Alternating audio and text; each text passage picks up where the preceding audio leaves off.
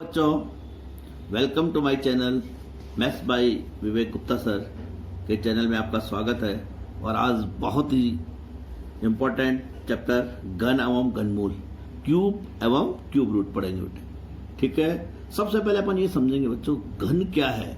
जैसे अपन घन की बात करते हैं, आपके दिमाग में जो आपने ज्यामिति में या ज्योमेट्री में जो घन पढ़ा होगा उसकी बात आती है। जैसे सांप सीढ़ी का पासा आपने देखा है, तो सांप सीढ़ी का पासा ऐसा होता है बच्चों, देखिए इस तरीके का आपने देखा होगा।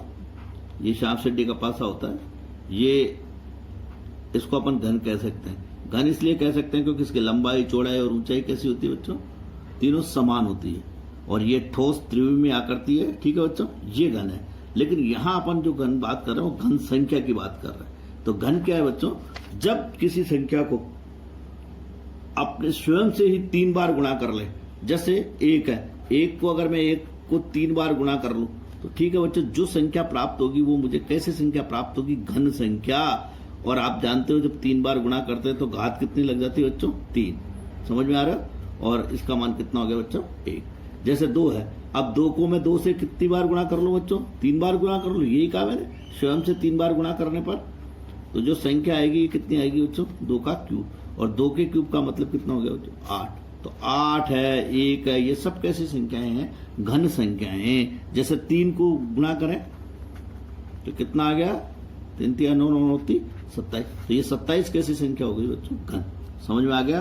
तो घन संख्याएं कैसी होती है, जिसको स्वयं से ही 3 बार गुणा करने पर प्राप्त होती है। ठीक है, अब अपन क्या करेंगे बच्चों, 1 से लेकर 10 तक की संख्याओं को अवलोकन करते हैं। ये देखिए आपके सामने मैं रख रहा हूं, संख्या 1 है। 1 का अगर घन करें तो 1 आएगा, 2 का घन करें तो बच्चों कितना आएगा, 8। 3 का घन करने पर कितना आएगा, 27।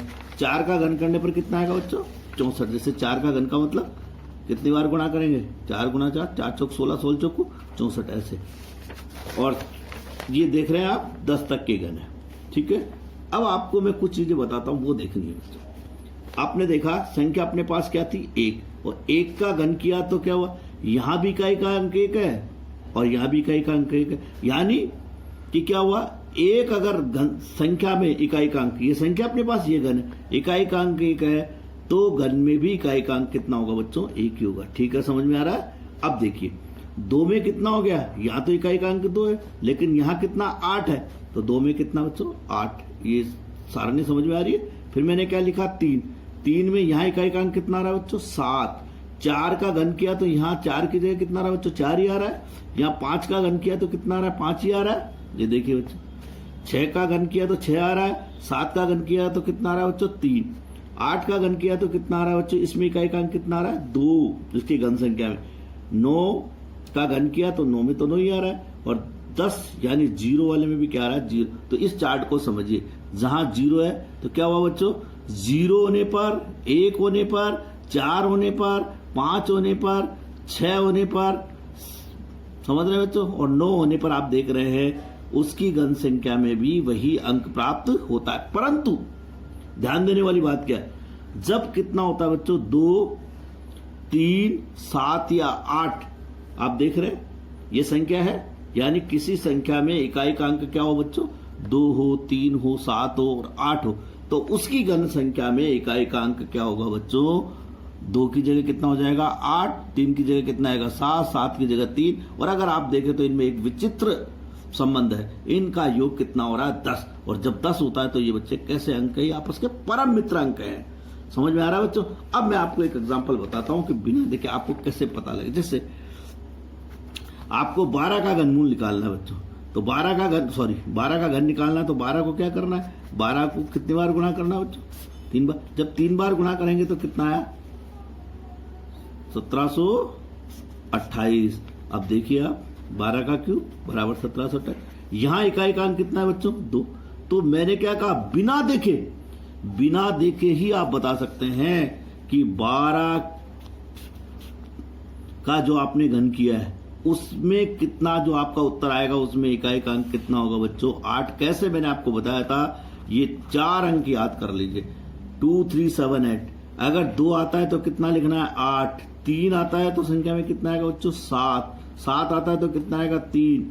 और 8 आता है तो कितना हो जाएगा बच्चों, 2। तो देख लीजिए इसमें इकाइकांक कितना है 2। तो अपने जो पूर्ण वर्ग जो पूर्ण अपने जो घन संख्या प्राप्त की है उसमें इकाइकांक कितना है बच्चों 8। ये पूर्ण घन संख्या है। ठीक है बच्चों, कितना आया 8 आया। चलिए एक एग्जाम्पल और ले लीजिए आप कोई सा भी, तो आपको इस तरीके से नजर आएगा कि आप क्या कर सकते हैं। जैसे ये कितना है बच्चों 10, और 10 का अगर आपने घन किया होता तो कितना आएगा बच्चों। अगर यहाँ 0 है तो ये भी कितनी प्राप्त होगी बच्चों 0, और अपन ने यही लिखा। ये समझ में आ गया किस तरीके। चलिए और देखते हैं। अब देखो 2 कैसी संख्या है बच्चों सम, तो इसका घन भी कैसी संख्या प्राप्त हो रही है सम। और अगर 3 विषम है तो इसका घन भी कैसे प्राप्त हो रही है विषम। तो अपन ने क्या लिखा बच्चों सम संख्या का घन भी सम होगा और विषम संख्या का घन भी कैसा होगा विषम। क्लियर हो गया। और अगर 0 है, अब ये इंपॉर्टेंट है, अगर 0 है तो ध्यान रखिए कितनी 0 प्राप्त हो रही है 3। इसका मतलब किसी भी घन संख्या में जो शून्य प्राप्त होते हैं ना बच्चों वो हमेशा 3 के गुणज होते हैं। 3 का गुणज का मतलब या तो 3 होगी या 6 होगी या 9 होगी ऐसे। ठीक है। अब एक छोटी सी चीज और सीखेंगे बच्चों, हार्डी रामानुजन संख्या किसे कहते हैं बच्चों। तो आपने देखा होगा बच्चों ये भी गणितज्ञ थे और रामानुजन भी अपने भारतीय गणितज्ञ हैं। बहुत आपने नाम भी सुना होगा रामानुजन जी का। तो इन दोनों ने क्या हुआ एक बार की घटना है जो बुक से आप पढ़ सकते हैं। आप तो ये समझिए कि हार्डी रामानुजन संख्या क्या होती है। तो कैसी संख्या बच्चों, एक संख्या जैसे 1729 है, इसको मैं क्या कर सकता हूं बच्चों 2 घन संख्याओं के योग के रूप में लिख सकता हूं। जैसे ये 1729 ये 1 का क्यूब हो गया, ये कितने का क्यूब हो गया 12 का क्यूब। यानी ऐसी कोई नंबर, ऐसी कोई संख्या जिसे 2 घन संख्याओं के योग के रूप में लिखा जा सके। ये भी घन संख्या होगी, ये भी कैसी संख्या होगी, तो अपन उसको कौन सी संख्या कहेंगे हार्डी रामानुजन। और हार्डी रामानुजन की सबसे छोटी संख्या कौन सी है बच्चों 1729, जिसे मैं कैसे लिख सकता हूं 1 का क्यूब प्लस 12 का क्यूब। ठीक है बच्चों, चलिए आगे बढ़ते हैं। अब देखिए बच्चों, इधर देखिए बच्चों, अब कभी कभी क्या होता है बच्चों आप लोगों को कैसे पता लगे कि कोई संख्या पूर्ण घन संख्या है कि नहीं। तो इसके लिए क्या करना बच्चों, सबसे अच्छा तरीका है उसके अभाज्य गुणनखंड कर लीजिए और समान संख्याओं के 3-3 के समूह बना लीजिए। अगर समूह बन जाते हैं, कैसे समूह बनाने बच्चों, त्रिक यानी 3 संख्याओं के समान समूह बनाने हैं। अगर बन जाते हैं तब तो वो कैसी संख्या हो गई बच्चों, घन संख्या हो गई, नहीं तो घन संख्या नहीं है। जैसे 64 है, अब 64 के सबसे पहले अपन ने अभाज्य गुणनखंड की, तो कितने हो गए बच्चों 32 आया, फिर 16 का कितना आएगा बच्चों 2, फिर 8, फिर 2, फिर 4, फिर कितनी बार जाएगा बच्चों 2 का। आप देख रहे हैं बच्चों, अब देखिए कितना हो गया, देखो 2 गुणा 2 गुणा 2 गुणा 2 गुणा 2 गुणा 2। ठीक है बच्चों, तो कितना बना 3 में निकाला, 3 समान संख्या होनी चाहिए, 1 2 3 और 3 जोड़े बन रहे हैं बच्चों। इसलिए मैं कह सकता हूं कि 64 कैसी संख्या है बच्चों, मेरी एक पूर्ण घन संख्या। समझ में आ रही मेरी बात। और अगर इसके जोड़े नहीं बनते तो अपन कह देते कि घन संख्या नहीं है। समझ में आ गया अब आपको। तो कितने कितने के जोड़े बनाओगे बच्चों, समान 3-3 के जोड़े बनाने। ठीक है बच्चों। अब मैं एक एग्जांपल ऐसा ले रहा हूं बच्चों जिसमें अपन कोई संख्या का घन करना, मान लीजिए 3 अंकों की संख्या ले लेते हैं बंधु।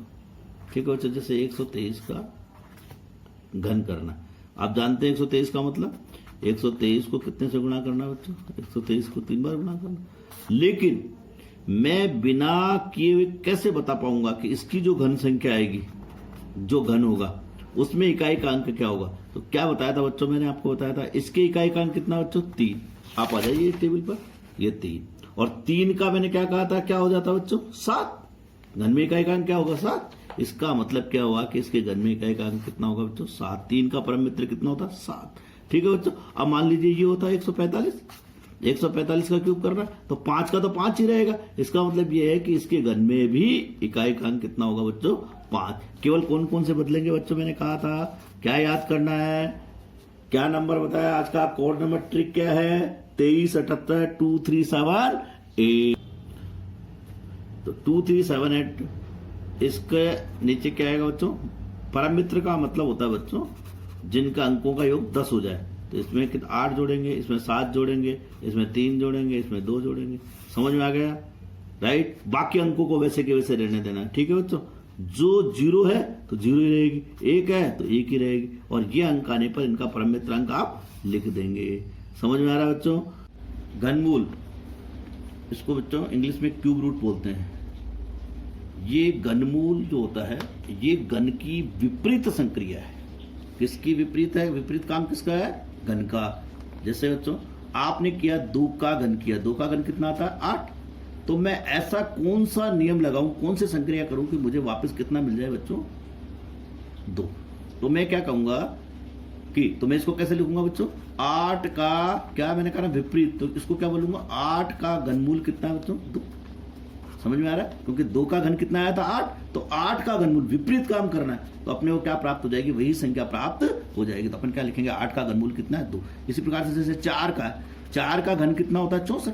तो 64 का घनमूल कितना हो जाएगा बच्चों? 4। तो इसको भी ऐसे ही लिखेंगे। अब इसको लिखने का तरीका, व्यक्त करने का तरीका क्या होता है बच्चों? ये इसको व्यक्त करने का तरीका है, ठीक है। ये इसको घनमूल को क्या है? व्यक्त करने का तरीका। घनमूल को व्यक्त करने का संकेत बोल लो, ज्यादा ठीक है। ये रहा संकेत, ठीक है। अब मैं इसको किस प्रकार से लिखता हूं देखिए। जैसे 2 आपने को 8 का घनमूल निकालना है, तो ये 8 हो गया, घनमूल का ये लगा दिया, बराबर कितना है? 2। तो इसको मैं ऐसे भी लिख सकता हूं। तो ये क्या हो गया बच्चों? 8 का घनमूल। ऐसे ये 64 का घनमूल, तो 64 का घनमूल कैसे लिखेंगे? 64 का घनमूल कैसे लिखेंगे? बराबर कितना आ गया? 4। आ गया समझ में? घनमूल को कैसे व्यक्त करते हैं? ऐसे ही अपन क्या कर सकते हैं, जो अपने पास 1 से लेकर 10 तक के अपन ने घन किए थे, उसका घनमूल भी अपन ज्ञात कर सकते हैं। तो आपको एक संबंध प्राप्त होगा बच्चों। ये देखिए इधर, ठीक है। इसको लिखने का तरीका आपको आ गया। अब देखिए ये घन है, ठीक है। अब इन दोनों में संबंध क्या? जैसे तो अपन कैसे कहेंगे? 8 का घनमूल कितना है बच्चों? 2, ठीक है। 27 का घनमूल कितना है? 3। 64 का घनमूल कितना है? 4। 125 का घनमूल कितना है? 5। 216 का 6 है। 343 का 7 है। 512 का घनमूल कितना है? 8। तो मैं इसको चाहूं तो कैसे व्यक्त कर सकता हूं? जैसे आपको ये लिखना है 9 का, तो मैं ऐसे लिख सकता हूं 729 घनमूल कितना हो गया बच्चों? 9 आ गया। आगे लिखने का तरीका। अब जरा इसके अंकों में अपन संबंध देख लेते हैं, ठीक है। तो ये चार्ट मैंने बनाया, ये घन संख्या में इकाई का है। घन संख्या ये है बच्चों, और ये घनमूल में इकाई का। तो जैसे 8 है, आप देख रहे हैं 8 आपकी कौन सी संख्या है? घन संख्या, लेकिन इसका घनमूल कितना है? 2। दिख रहा है बच्चों, ठीक है। अगर 8 आपकी घन संख्या में इकाई का अंक है, तो घनमूल में इकाई का अंक कितना है? 2। मैंने आपको एक नियम बताया था बच्चों, 2378। अगर ये इकाई का अंक होता है, तो इसका जो परम मित्र है यानी 10 में से घटा दीजिए, वही इसका क्या होता है बच्चों? उसके घनमूल में भी इकाई का अंक होगा, ठीक है। अब घनमूल निकालने का तरीका क्या है? तो घनमूल ज्ञात करने की विधियां, ज्ञात करने की विधियां, ठीक है बच्चों। पहला अपन क्या करेंगे बच्चों? अभाज्य गुणनखंड। कौन से गुणनखंड बच्चों? अभाज्य गुणनखंड विधि द्वारा घनमूल। अब इसमें क्या करते हैं? सबसे पहले अपन क्या करेंगे?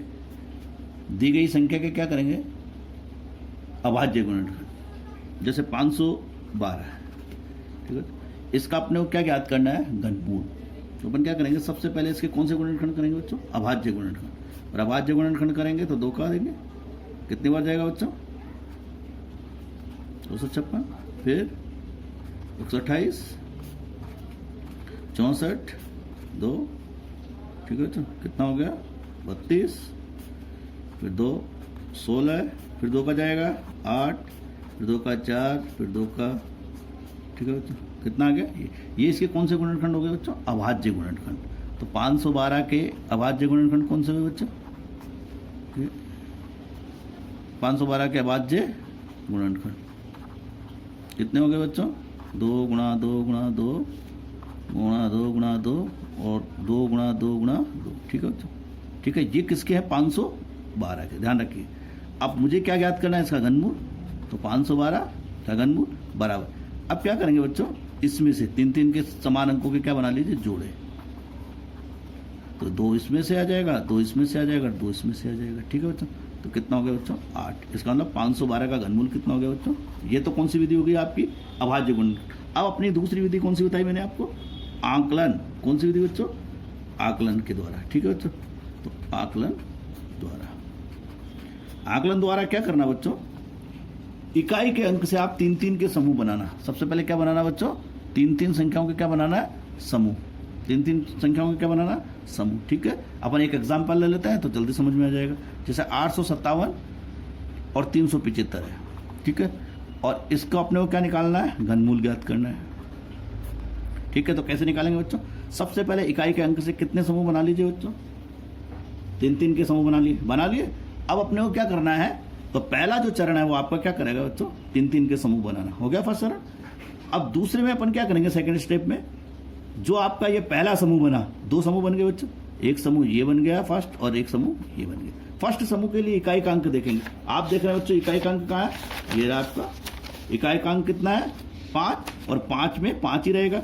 यानी घन संख्या में अगर इकाई का अंक 5 है तो इकाई का अंक घनमूल में भी कितना रहेगा, 5। तो पहला क्या आ गया बच्चों, ये देख कर ही करना है, तो इसका 5 आ गया। अब सेकंड जो समूह बच गया 857, अपन ये देखते हैं बच्चों कि ये किसके नजदीक आ रहा है। तो देखिए 800 कितना है बच्चों, 57। 857 देखिए 9 से, इससे 729 से बड़ा है लेकिन 1000 से क्या छोटा, तो अपन छोटा वाला लेंगे 729। और 729 का घनमूल कितना है बच्चों, 9। 729 का घनमूल कितना है, 9। इसलिए इसका आंसर कितना जाएगा बच्चों, 95। कितना जाएगा बच्चों, 95। यही आपका क्या हो जाएगा बच्चों, उत्तर। समझ में आ गया आपको ये विधि, आकलन विधि। तो सबसे पहले आकलन विधि में क्या करना, 3-3 संख्याओं के समूह बनाना बच्चों। फिर आप देखना कि पहले समूह में इकाई का अंक कितना है, इकाई का अंक जो होगा घन संख्या में, ठीक है, वो जो चार्ट मैंने आपको बताया था उससे आप घनमूल में इकाई का अंक ढूंढेंगे। फिर सेकंड समूह देखेंगे कि ये किसके नजदीक आ रहा है। तो आप देख रहे हैं किसके नजदीक आ रहा है, 729 से बड़ा है, 1000 से छोटा है, तो अपन कितना लेंगे इसमें, 9। Thank you.